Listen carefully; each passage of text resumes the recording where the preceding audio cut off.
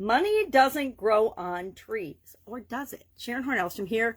Our November money idiom is about money doesn't grow on trees. Now, this is one of those idioms and expressions that's relatively new. It was first recorded in the Statesville Landmark newspaper in 1891. So as idioms go, this one's pretty new.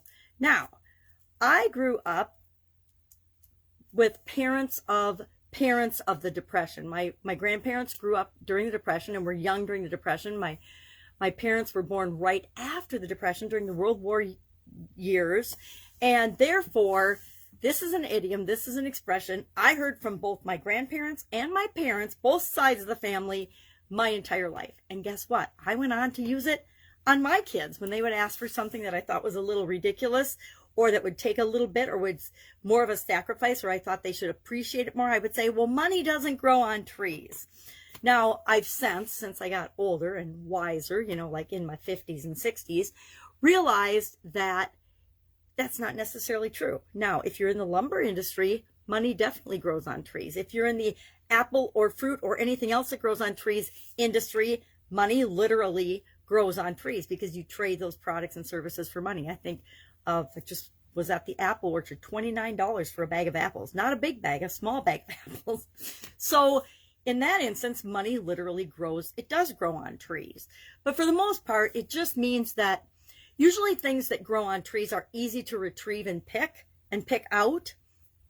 But money isn't necessarily that way. We have to put forth some effort or exchange some value in order to receive money in return. Thus, people work their entire lives to pay for their living, right? Pay for their living expenses.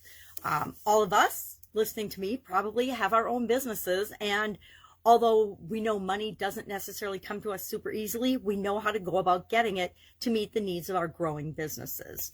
So I would love to know if you have used this expression, if you're as guilty as I am of using this expression.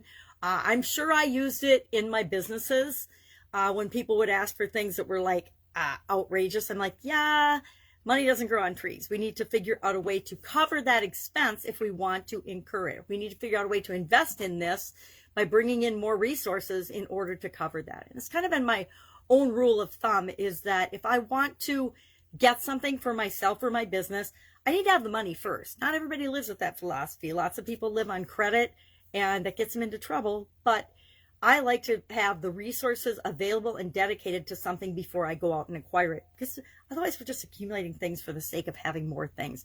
Been there, done that, had lots of things in my life. Over the last few years, I actually made a massive downsizing. I set a goal to get rid of 90% of the material stuff I had accumulated during my growing family years, because boy, do we accumulate a lot of stuff when our family is young and growing. And then, once your kids outgrow all the Halloween and all the Christmas and all the Easter and all the holiday decorations, it's time to let those go to somebody else so that they can enjoy them with their family. So curious, what's your experience with this particular idiom, money doesn't grow on trees? Do you believe money is hard to come by, hard to create? Or do you believe it's easy for you in supersizing your business? Share your thoughts in the comments below, and I will, of course, be with you tomorrow with another money-related idiom for the month of November. Have an awesome day, and I will be with you tomorrow.